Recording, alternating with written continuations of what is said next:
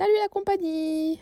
Voici ce que vous avez loupé dans mon vlog précédent. Je vous invite à aller le regarder si ça vous intéresse. Ça concerne mon arrivée au Japon, ma première semaine ici et mon échec pour voir le mont Fuji. Ohayo gozaimasu! Comment mieux commencer la semaine que de se préparer de bons petits pancakes? J'ai utilisé un mélange tout prêt que j'avais acheté la semaine passée. J'ai ajouté des œufs et du lait et je me suis fait 3 petits pancakes que j'ai accompagnés d'une compotée de myrtille, de sucre fondu. Et voilà, c'était délicieux, sachez-le.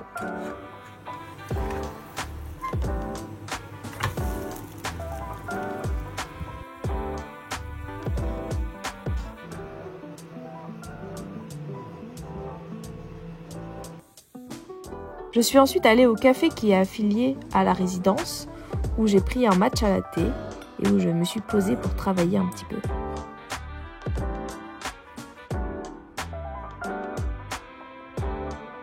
En rentrant à midi, je me suis préparé un repas ignoble et je vous en parle. Hello tout le monde, je me retrouve avec un plan en contre-plongée assez bizarre. Mais j'ai pas vraiment de trépied, donc je vous ai mis juste il y a un bol derrière vous qui vous tient. Et je suis en train de manger quelque chose de pas génial. J'ai un peu expérimenté. J'avais cuit du riz un peu trop, donc il était un peu sticky. Et je me suis dit, bon bah tiens, je vais me faire des boulettes de riz. Donc les cuisiner un petit peu, mettre genre des choses à l'intérieur, et après les toaster. Ça, en général, je fais ça chez moi, et c'est vachement bon parce que du coup... le riz qui est un peu collant permet d'avoir des petites boulettes un peu sympas. Sauf que je me suis dit, oh bah tiens, je vais mettre un peu d'œuf pour avoir un côté protéiné. Et après, c'était trop liquide. Donc j'ai dit, bon bah tiens, je vais mettre du tofu. Sauf que c'était du tofu un peu soyeux, donc c'était encore beaucoup trop liquide. Après, j'ai rajouté un peu de farine, enfin bref. J'ai fait beaucoup trop d'expérience pour ces boulettes, ce qui veut dire que c'est pas génial. Et ça n'a pas du tout la texture de boulettes, évidemment. C'est pas bon, mais je dois finir parce que on va pas gâcher la nourriture. Mais du coup... Quel est le programme de cette journée et de la semaine? On est au 2e vlog au Japon. Et du coup, quid de ma journée? Hier, en fait, il y avait des nouveaux arrivants dans la résidence. Donc, ils sont arrivés à l'après-midi. On a passé un petit peu de temps ensemble, mais pas trop parce que quand les gens arrivent, ils ont envie un petit peu de décharger leurs affaires et tout ça. Et ça fait un peu bizarre parce que jusque-là, j'ai toujours été que 2 dans la résidence. Et là, on est 4. Donc, ça fait plus de monde. Et forcément, c'est pas la même atmosphère, énergie. Mais c'est trop bien. Et aujourd'hui, j'ai commencé un peu plus à y voir clair dans ce que je voulais faire dans ma résidence. Et j'ai décidé de travailler sur... Oh, attendez, je vais arrêter le ventilo, ça doit faire du bruit, ça doit pas être agréable. Ça doit être mieux là. Donc, ce que je disais, c'est que j'ai enfin décidé ce que je voulais faire pendant ma résidence. Et du coup, en fait, au début, j'ai cherché un petit peu. Je pense que je voulais trop changer mon style ou trop changer de projet ou d'univers. Et en fait, je pense qu'il y a un moment où il faut être un peu réaliste et que quand on reste qu'un mois quelque part, ça passe très très vite. Est-ce qu'on peut vraiment changer son centre d'intérêt ou... ses envies ou trop changer son style en un mois? Non, je pense pas. Et le fait est que je travaille quand même beaucoup pour l'illustration jeunesse et je voulais faire des choses un peu moins jeunesse pendant ce projet-ci, mais je pense qu'en fait c'est quand même ce que je préfère. J'aime bien faire des petits personnages un peu mignons et tout ça, et ça va être en fait le projet que je vais avoir ici. Pour vous expliquer un petit peu le contexte de cette discussion, enfin le contexte de cette décision, c'est qu'on a eu une sorte de repas avec les gens de la résidence, enfin avec les gens qui s'occupent de la résidence, le boss, le owner de la résidence, et une Française qui est venue, qui avait été là l'année dernière, du coup qui connaissait bien le lieu et tout ça. Bref, on a eu une sorte de grand dîner et à la fin on a beaucoup discuté un peu sur l'histoire de la ville, les problèmes aussi qu'il pouvait y avoir sur la médiation culturelle, notamment auprès des enfants. Donc en fait, il y a une ville, Fujiyoshida, c'est une ville avec énormément d'histoires, notamment d'histoires autour du textile et des washi, donc des papiers qu'il y a sur là, les papiers de paille de riz, là, enfin la paper rice. Bref, il y a une grande histoire de manufacture et il y a assez peu de médiation culturelle, donc de transmission auprès des enfants. Et globalement, il n'y a pas de musée, par exemple, du textile ici, ce qui est un peu dommage, mine de rien, et les gens qui s'occupent de la résidence le regrettent eux-mêmes. Et parce que par exemple en tant que touriste j'aimerais bien avoir accès un peu à tout ce savoir. Toujours est-il qu'on a eu cette discussion qui parlait d'histoire et d'enfants et tout ça, et du coup je me suis dit tiens, j'aimerais bien travailler sur un livre pour enfants et peut-être le traduire en japonais pour qu'il y ait une petite exposition accessible aux enfants sur la région. Et c'était le point de départ, et après je me suis dit tiens, j'aimerais bien faire une histoire du coup sur ça, et l'histoire, en gros qu'il y ait un petit personnage qui soit un petit animal mignon, parce que j'aime bien les animaux mignons, et du coup qui arrive dans la ville ou qui est déjà dans la ville et qui a pour rêve de monter au Mont Fuji, au Fujisan. Et au début c'était un peu ça le point de départ, et l'idée ça serait qu'il rencontre sur sa route d'autres personnages qui sont aussi des animaux trop mignons, et qu'il embarque avec lui à chaque fois des personnages. Et l'objectif pour tous ces personnages à la fin, c'est d'aller au Mont Fuji et d'affronter ensemble les obstacles et d'arriver sur le sommet du Mont Fuji. Donc ça, c'était le point de départ que je fais un petit peu évoluer au fur et à mesure. J'essaie d'avoir une sorte de trame narrative. C'est pas facile en plus, je trouve, de faire des livres pour enfants. C'est pas facile parce qu'il faut quelque chose de simple, mais en même temps j'ai envie qu'il y ait une sorte un peu un message philosophique. Et la simplicité, simplifier la complexité, ou rendre accessible quelque chose d'un peu plus complexe, ou en tout cas un message un peu plus philosophique et tout ça, c'est pas toujours évident. Du coup, j'ai envie vraiment d'avoir un truc simple et émouvant comme les livres que je lisais quand j'étais petite et que j'adorais et que je lisais, relisais. Donc avec un message un peu joli sur l'amitié, faire attention aux autres, prendre soin de la nature et tout ça. Et en même temps, que ça soit rigolo, mignon et accessible aux enfants. Donc ça, c'est un peu le point de départ, et du coup, je vais bosser là-dessus. Donc, je suis contente d'avoir enfin trouvé ce que je voulais faire, parce que la semaine dernière a été un peu un vaste néant. Je ne savais pas ce que j'allais faire ici. Et c'est un peu triste parce que je me disais merde, j'ai mis beaucoup d'argent dans ce voyage, beaucoup de mes économies. C'était un rêve que j'avais depuis des mois, et le problème c'est que l'année que j'ai eue était assez difficile à plein d'égards, et j'ai pas eu le temps vraiment, avant d'arriver, de process un peu, d'être dans une forme de déjà pré-process créatif. En toute transparence, j'ai perdu ma mamie avec laquelle j'étais très proche. Suite à un AVC.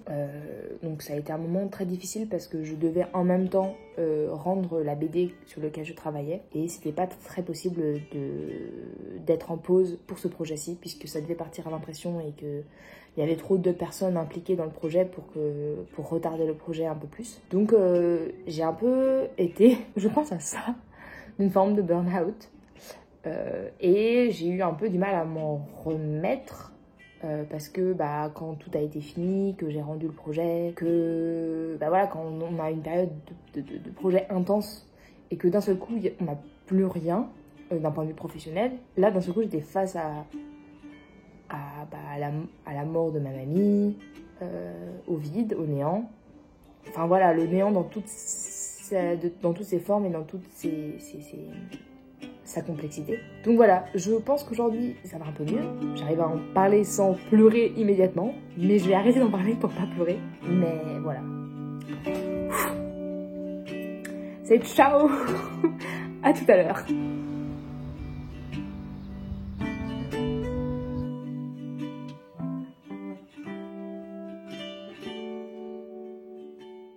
Pour commencer à travailler sur mon projet, je suis allée dans une bibliothèque japonaise et j'ai demandé de l'aide à une documentaliste qui m'a fait une petite sélection de livres qui parlaient de la région, et notamment des livres où il y avait des photos à l'intérieur anciennes. L'idée c'était de m'inspirer un petit peu de l'époque, de la région, des plantes et tout ça qu'il y a dans...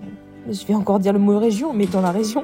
L'idée c'était vraiment de trouver un maximum de ressources pour coller un peu à la réalité et avoir peut-être de nouvelles idées après avoir regardé ces œuvres et ces photos.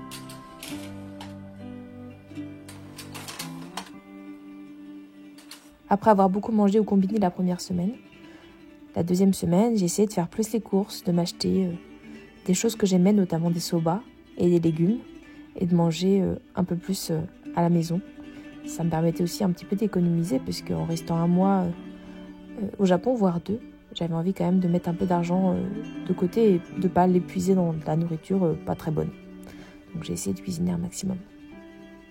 Et j'étais au Japon, mais j'étais pas tout à fait en vacances, donc j'ai continué un petit peu à travailler pour mes clients en France, notamment pour les mariettes. Et voilà un petit peu comment j'ai organisé mes journées ces derniers jours. Mais le point quand même marquant de cette deuxième semaine, c'est le fait que je sois enfin un petit peu sortie de mon inertie créative et que j'ai commencé un petit peu à rentrer dans le dur de mon projet, c'est-à-dire créer un livre pour enfants qui parlait de la région, du mont Fuji, avec une histoire de personnages un peu mignons et tout ça qui vont escalader le mont Fuji ensemble. Et donc j'ai commencé un petit peu à faire une forme de storyboard. J'avoue que c'était pas très organisé et je faisais juste des petites illustrations qui suivaient un peu l'histoire que j'avais en tête. Donc les grandes étapes un peu du parcours du personnage principal qui s'appelle Saru, qui est un petit singe et qui rencontrera des personnages le long de sa route. Et voilà, c'était vraiment histoire de commencer un petit peu à dessiner, à voir comment je pouvais découper mon histoire, comment je pouvais organiser la composition de mes pages. C'est pour ça qu'il y a un trait au milieu de mes pages. C'est parce que c'est un peu la pliure du livre. C'est un endroit où il ne doit pas y avoir des actions trop importantes. Donc voilà un petit peu ce que j'ai fait et j'ai essayé de le faire également un peu plus au propre pour avoir une meilleure idée du rendu final. Surtout, j'ai essayé de mettre des couleurs parce que je voulais tenter d'utiliser seule la machine riso, puisque dans la résidence où j'étais, il y avait une machine à riso. La risographie, c'est une technique que j'utilise beaucoup en France. C'est une technique qui fonctionne un petit peu comme la sérigraphie, c'est-à-dire qu'on travaille couleur par couleur, sauf que contrairement à la sérigraphie qui est ton par ton, en riso, on peut ajouter un peu de nuance en travaillant sur l'opacité. Et c'est ce que j'essaye de faire actuellement en travaillant un petit peu, en modifiant l'opacité et avec uniquement 3 couleurs, comme vous pouvez le voir là, on obtient quand même beaucoup de couleurs puisque en mélangeant du bleu et du rouge, on obtient un violet, de même avec le orangé et tout ça. Bref, c'est une technique super intéressante que j'adore faire et du coup là, l'occasion fait le larron comme on dit. Et voilà, j'avais envie de tester par moi-même la machine et c'est ce que j'ai essayé de faire en préparant mes fichiers.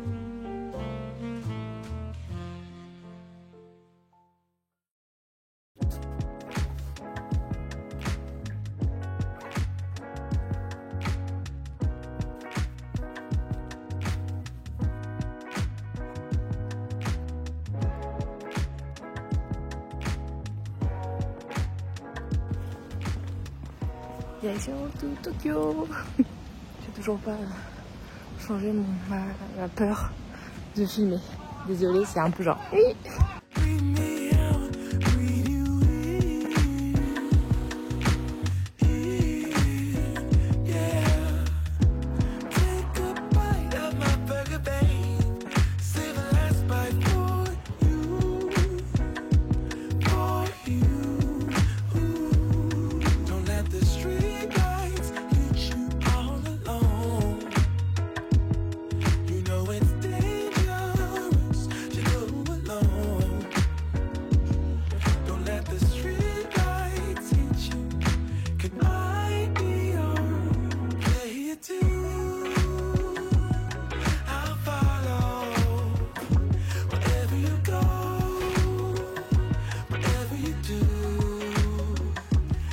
C'est moi qui suis un peu une folle dingue et du coup qui vérifie bien s'il n'y a pas des plus de lits à chaque fois que j'arrive dans un hôtel ou dans un Airbnb. Mais du coup, faut bien vérifier et tout. Ça a l'air clean. Je vais vous montrer la chambre qui est vraiment pas mal du tout. Bon, elle m'a coûté 57 €. Je sais pas ce que c'est. Ah, c'est pour poser mes valises. Voilà, parfait. Alors là, qu'est-ce donc? Je pense que c'est un truc pour humidifier l'air ou je sais pas trop quoi. Une télévision, un miroir et tout ça, un service. Ah oui, j'ai vu ça également en Corée et je trouve ça vachement drôle, mais il y a les sèche-cheveux pliables. Je trouve ça hilarant. Il y a même également un pige. Déjà, c'est vraiment trop bien. Et la tête de lit. Et du coup, la salle de bain qui est une salle de bain cabine. Je suis là juste pour une nuit.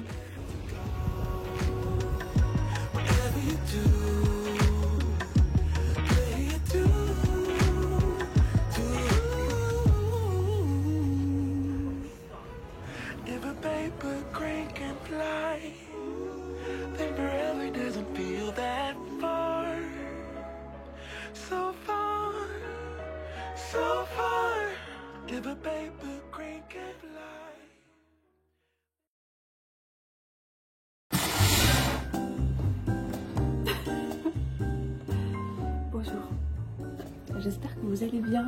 Il est 7h30 à peu près, ce qui explique ma tête pas trop réveillée. Puis je vais me faire un petit café, je vais refaire mes affaires et je vais aller chercher une valise à roulettes. C'est pas la priorité, donc si j'en trouve pas c'est pas très grave, mais j'aimerais bien en trouver une. Je vais peut-être aller à Don Quirote pour ça, parce que j'entendais parler de ce magasin depuis longtemps, mais je crois que c'est un magasin un peu à merdouille. Donc voilà. J'ai bien dormi, je me suis couchée hyper tôt hier. En fait hier j'étais très fatiguée. Je suis arrivée à Tokyo à 10h50 à peu près. Non, on était peut-être plutôt 10h, enfin 11h. Et j'ai retrouvé Adrien Shinjuku et on est allé dans un magasin d'art parce que c'était un magasin que je voulais aller faire et dont j'avais besoin d'aller acheter des produits là-bas. Donc je vous montrerai quand je reviendrai à Fuji Yoshida ce que j'ai acheté. Mais du coup j'ai dû acheter du matériel d'art. Après on est allé manger, on est allé dans un petit truc d'arcade très rapidement, mais on a juste fait une partie de Mario Kart et c'était un petit endroit donc il n'y avait pas beaucoup de choses à faire. Et après je suis retournée à mon hôtel qui était presque à 1 heure de route en fait de Shinjuku. Donc parce que je suis à Asakusa. Et en fait la veille, je vous avais pas dit, et parce que vous n'êtes pas obligé de tout savoir évidemment, mais j'ai été ultra malade. Genre j'ai failli annuler le séjour à Tokyo parce que j'étais ultra malade. J'ai dû manger un truc qui est pas passé du tout et en fait même hier en fait j'étais encore pas bien et pas trac. Donc j'étais trop deg d'être à Tokyo en étant pas bien, mais en même temps bah c'est la vie et c'est comme ça et on n'est pas des machines puissent survivre à toutes les situations et tout ça, donc c'est pas grave. Je suis arrivée à l'hôtel sur les coups de 16h et en fait j'ai fait une grosse siestasse de bien 30-40 minutes et du coup je suis ressortie, il était 17h, 18h, donc évidemment il faisait déjà nuit. Je suis allée me balader à Asakusa, un vieux temple et des magasins un peu touristiques dans le coin. Mais évidemment tout était fermé, mais c'était sympa de pouvoir me balader dans le coin et tout ça. Et les 7h30 soyez indulgents. Je me suis réveillée tôt parce que je voulais pouvoir faire un peu des trucs et comme je me suis couchée vers 22h, 23h, j'ai dit que 8 heures de sommeil c'était bien assez. Finalement, pas du tout. Je peux encore dormir. Je suis vraiment, comment on appelle ça, late bird. En fait le fait est que des semaines, enfin 2 semaines que je ne dors pas dans une pièce totalement noire, puisque dans la chambre où je suis c'est une chambre un peu traditionnelle et du coup il n'y a pas de rideau. Donc je dors dans une pièce où à 5h30 il fait jour, mais jour comme s'il était 10h en France, ce qui est très perturbant pour son cerveau. Et moi j'ai appris à dormir dans une pièce totalement noire. Du coup, demander de lumière dès cette heure-là, ça m'a trop perturbée. Et là, je pense que d'être dans un noir complet, ça m'a fait trop bien dormir. J'ai genre vraiment bien dormi. Ça valait le coup de venir ici juste pour ça. Parce que pour l'instant, j'ai pas fait grand-chose à part acheter du matos d'art, me balader à Asakusa de nuit. Je ne sais pas. Je pense que je vais aller à Shibuya. Et j'aimerais bien aller dans quelques magasins de frites. Et mon bus est vers 20h30. Mais je vais voir si je vais pas essayer de pouvoir l'avancer un petit peu. Puis j'ai vu qu'il y a une tempête qui arrive au Japon et j'ai pas trop envie d'être bloquée à Tokyo. Bon bah est-ce que c'était TDAH d'avoir oublié de boire mon thé hier soir et de le boire ce matin? Yummy, perfect. Évidemment c'est pas bon. Bon. Eh ben, je suis bien trop chargée pour une personne qui est là juste une journée, enfin 2 journées. J'ai mon sac à dos sur le dos avec tous mes vivres, ma banane. J'ai changé de couleur, j'avais une verte et j'ai pris une noire. Et mon tote bag que ma douce Alice du Sutour m'a ramené de Berlin. Et je sais pas pourquoi je suis essoufflée. Ça ne donne pas un bon aperçu de ce que je vais avoir à la fin de la journée comme énergie. Bon, je vous laisse découvrir ce que je vais faire aujourd'hui puisque même moi je ne sais pas. À toutes.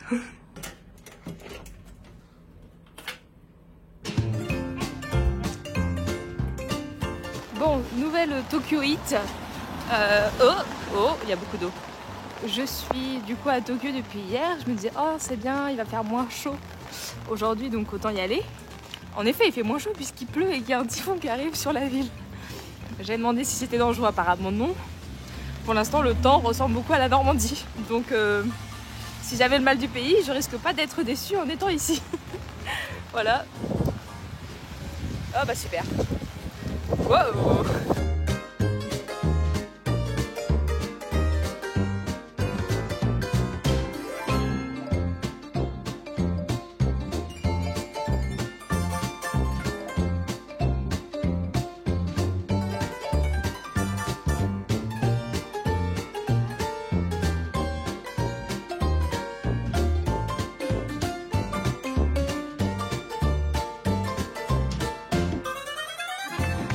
Je vais voir si je suis déterre pour rester jusqu'à 20h. J'aimerais bien essayer de voir si je peux rentrer avant en bus parce que jusqu'à 20h sous la pluie, c'est pas ultra fun quoi. Sinon j'irais me poser dans un café, j'irais travailler là-bas. Mais un peu relou quand même. Et aussi j'ai ce toxic trait qui n'est pas finalement aussi toxique. Mais quand une station de métro est à moins de 30 minutes de l'endroit où je suis, je considère que c'est pas loin et que je refuse du coup de payer un truc entre les deux par principe, peut-être par radinerie, je ne sais pas.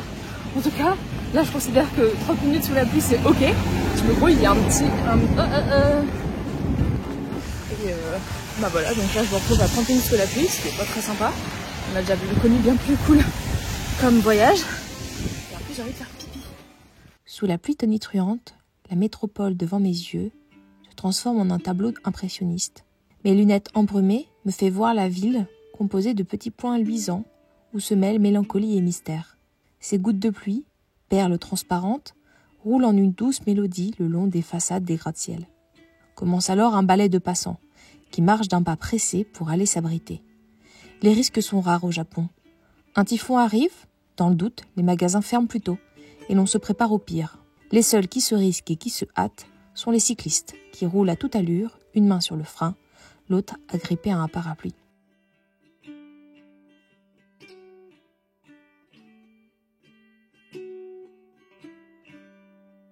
Je ne reste pas trop longtemps dans cette atmosphère humide et je quitte la capitale Tokyo Heat pour la campagne.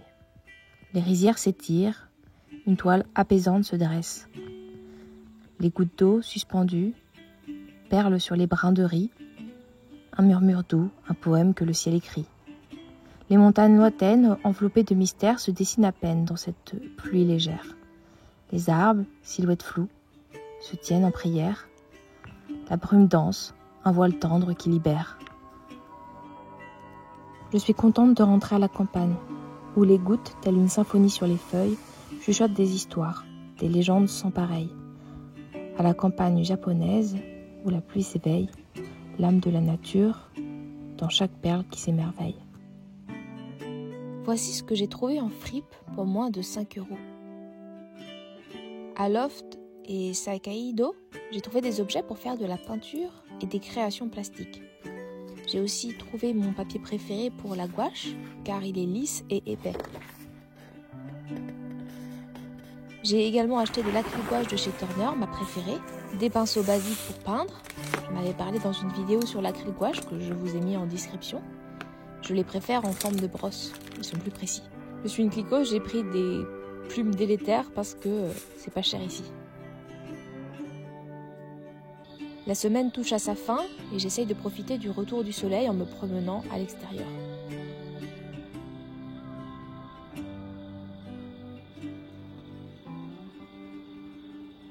Les nuages ici sont époustouflants de beauté.